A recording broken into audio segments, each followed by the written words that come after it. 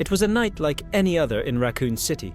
The sky was heavy with thick clouds, and the air carried a strange smell, like something burning. I was at the local newspaper office, finishing an article about the rising cases of violence in the Raccoon City. No one could have imagined that this would be the last night of normalcy we would ever experience. Around 9 p.m, reports started coming in about people acting strangely. Some said they were seeing individuals with severe injuries walking the streets, but they didn't seem to feel any pain. Others spoke of inexplicable attacks, as if people had suddenly gone mad. I decided to go out and investigate. When I reached the city center, the scene was chaotic. Abandoned cars, shattered windows, and screams echoing from all directions. That's when I saw the first zombie. It was a woman, her face pale and her eyes glazed over. She moved awkwardly, but with a terrifying determination. As she approached me, I realized she wasn't alive. Her body was cold, and the stench of death was unbearable. I ran back to my car and called the newspaper office, but the line was dead. I tried my cell phone, but there was no signal. That's when I realized we were completely isolated. The streets were filled with these creatures, and they seemed to be multiplying by the minute. I decided to drive to the hospital, thinking I might find answers there. The journey was a constant struggle. I had to swerve around abandoned cars and avoid zombies that tried to throw themselves in front of my vehicle. When I arrived at the hospital, the scene was even worse. The place was overrun by these creatures, and the few survivors left were desperate, trying to protect themselves however they could. It was there that I first heard the rumor about the virus. Someone said, it all started in a secret lab run by the Umbrella Corporation, a pharmaceutical company with a significant presence in the city. The virus had supposedly escaped, infecting people and turning them into these monsters. But no one knew for sure. What I did know was that I needed to survive. I spent the entire night hiding in the hospital, trying to avoid the zombies and find a way out. It was one of the longest nights of my life. Every minute, I heard screams and moans, and I knew more people were being turned into those creatures. When the sun finally rose, the city was unrecognizable. The streets were filled with bodies, and the zombies seemed to be everywhere. I tried to find other survivors, but most had either fled or been killed. That's when I heard the announcement on the radio. The government had decided to contain the situation with a nuclear explosion. Raccoon City would be sacrificed to prevent the virus from spreading. I knew I had to get out of there, but I didn't know how. The roads were blocked, and the zombies were everywhere. That's when I found a group of survivors trying to escape. Together, we decided to try to reach the city limits before the bomb was detonated. The journey was a constant struggle. We had to face hordes of zombies, find supplies, and avoid military patrols trying to enforce the quarantine. But finally, we made it to the edge of the city. That's when we saw the flash in the sky. The bomb had been detonated. Raccoon City was destroyed, and with it, all the evidence of what really happened. The government denied any involvement with the virus and blamed the Umbrella Corporation for the disaster. But I know the truth. I saw what happened. And now, I'm here, trying to tell this story before it's too late. After the nuclear explosion, the world seemed to have stopped. The city I knew, with its bustling streets and everyday life, had turned into a radioactive wasteland. The flash of the bomb still echoed in my mind, and the silence that followed was almost more terrifying than the moans of the zombies. We, the survivors, were exhausted, traumatized, and, above all, distrustful. We knew the government wouldn't simply let the truth come to light. In the days that followed, we were taken to a quarantine camp outside the exclusion zone. There, we were subjected to endless interrogations. They wanted to know everything: what we saw, what we heard, who we encountered. But at the same time, it was clear they weren't interested in hearing the full truth. Any mention of the virus, the Umbrella Corporation, or the secret lab was quickly dismissed or labeled as a conspiracy theory. As a reporter, I knew I had to document everything. I hid notes in unlikely places, memorized details, and even recorded testimonies from other survivors on a recorder I managed to hide. But I soon realized we were being watched. Any attempt to contact the outside world was blocked, and those who insisted on talking about what happened in Raccoon City simply disappeared. One night, while trying to sleep in one of the overcrowded barracks, I was approached by a man who identified himself as a former Umbrella employee. He was scared, but determined to tell what he knew.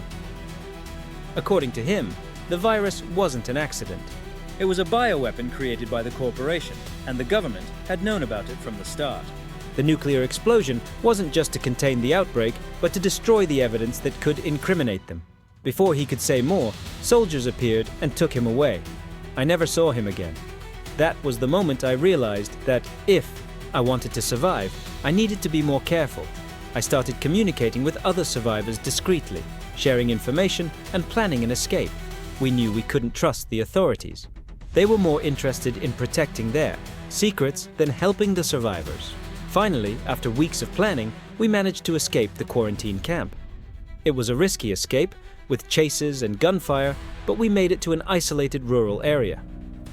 There, we split into small groups to avoid drawing attention.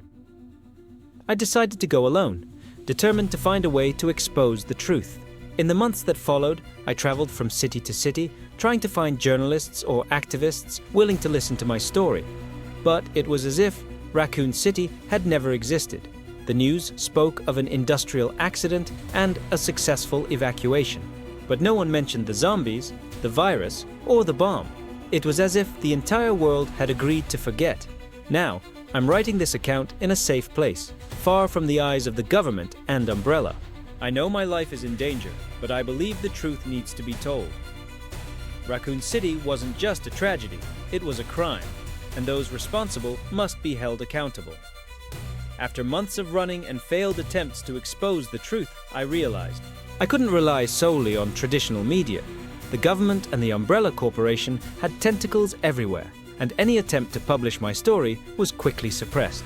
That's when I turned to the internet, to the digital underworld, where the truth could still be shared, even if anonymously. I created a blog under a pseudonym, where I began posting fragments of what I had experienced in Raccoon City.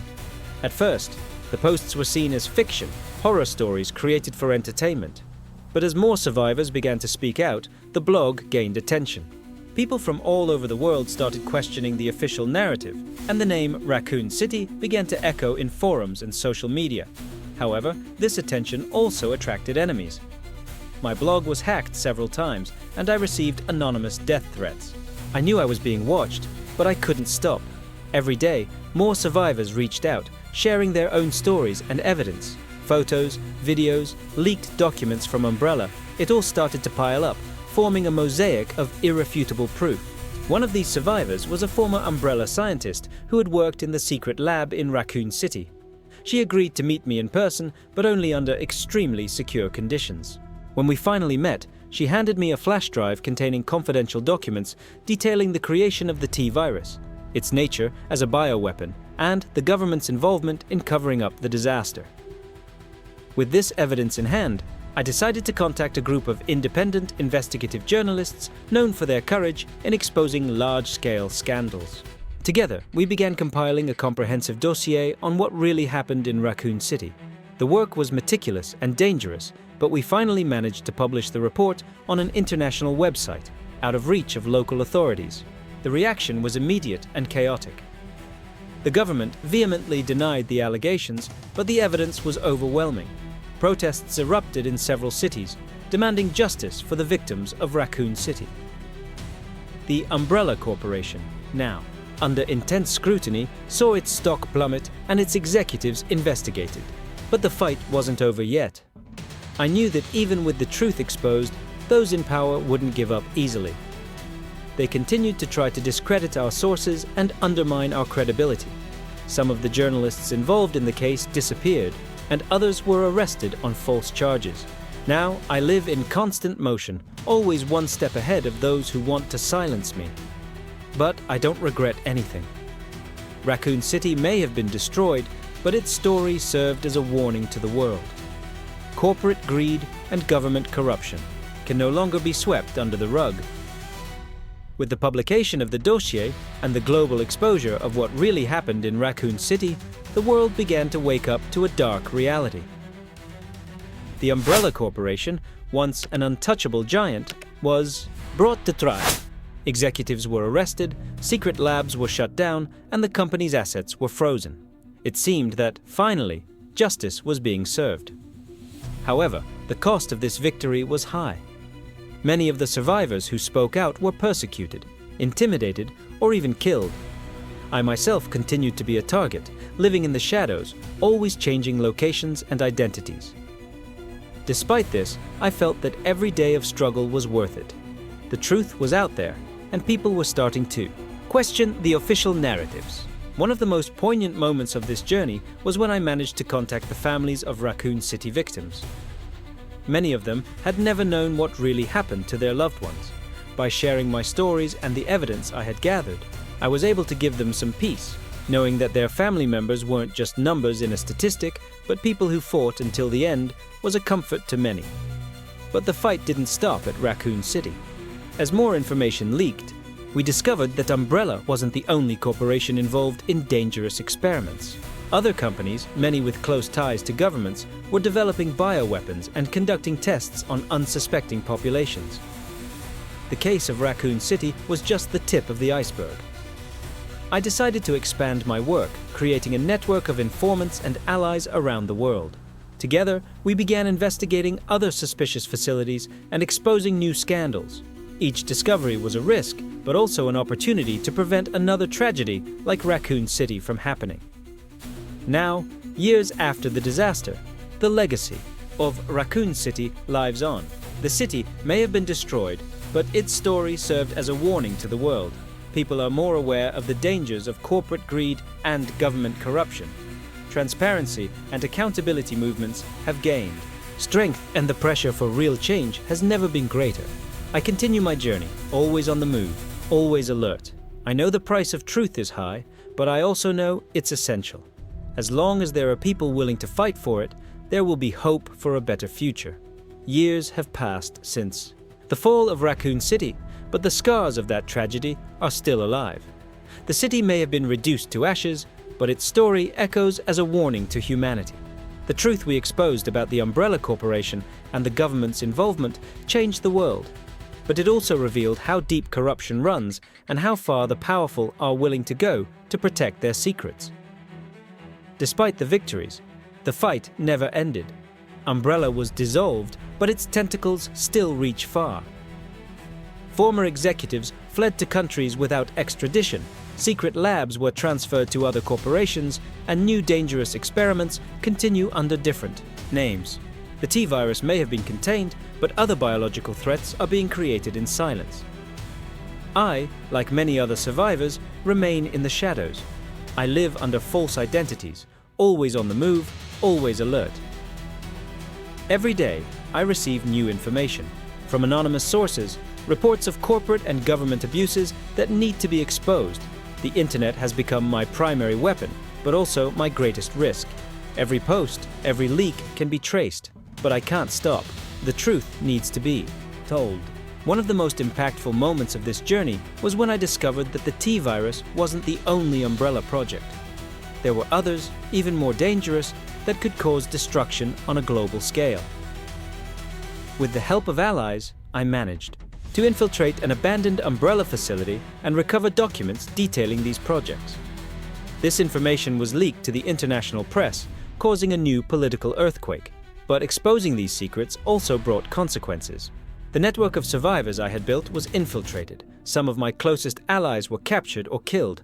I myself narrowly escaped several assassination attempts. Every day, the line between life and death grows thinner. But I can't give up. The fight is bigger than me. Now, I'm writing this account in a safe place, knowing it may be the last time I have the chance to share my story. The world has changed since Raccoon City, but there's still much to be done. Greed and corruption are still there, hidden in the shadows, waiting for the right moment to strike. This is my legacy, a message for those willing to continue the fight. The truth may be painful, but it's necessary. Raccoon City wasn't just a tragedy, it was a warning. And it's up to us to ensure that warning is never forgotten. Time has passed, and the world has kept turning. But the legacy of Raccoon City has never faded. The city may have been erased from the map, but its story has become a symbol of resistance and a warning for future generations. The fight that began with a group of desperate survivors has now turned into a global movement, with people from all corners of the world uniting to combat the corruption and greed that nearly destroyed humanity. I, now older and more tired, continue my journey, but I'm no longer alone. A new generation of activists, journalists, and ordinary citizens has taken up the cause. They're younger, more connected, and more determined than I ever was. They use technology to their advantage, exposing injustices and organizing protests on a global scale. The internet, once a minefield of risks, has become a powerful tool for change. One of these young people is Claire, a brilliant hacker I met a few years ago. She lost her parents in Raccoon City and vowed to dedicate her life to exposing the truth. With her skills, she managed to access secret servers of corporations and governments, leaking information that shook the world. Together, we worked to protect her identity and ensure her findings reached the public.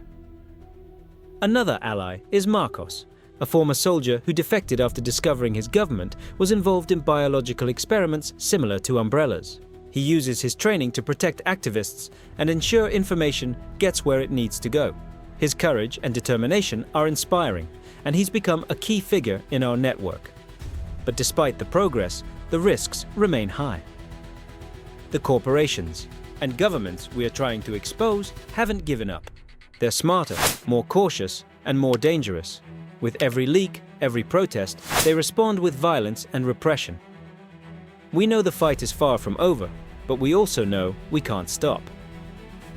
Recently, we discovered that a new corporation, Neo Umbrella, is rising from the ashes of the old company. They're using advanced technology and artificial intelligence to conduct even more dangerous experiments. This time, we're not alone. The network we've built is ready to face them, and the new generation of fighters is more determined than ever. Now I'm writing this account in a safe place, knowing my journey is nearing its end. But I also know the legacy of Raccoon City will live on. The fight for truth and justice never ends, and as long as there are people willing to stand up to power, there will be hope. This is my final testimony, a message for those who will continue the fight. The truth may be painful, but it's necessary, and it's up to us to ensure it's never forgotten.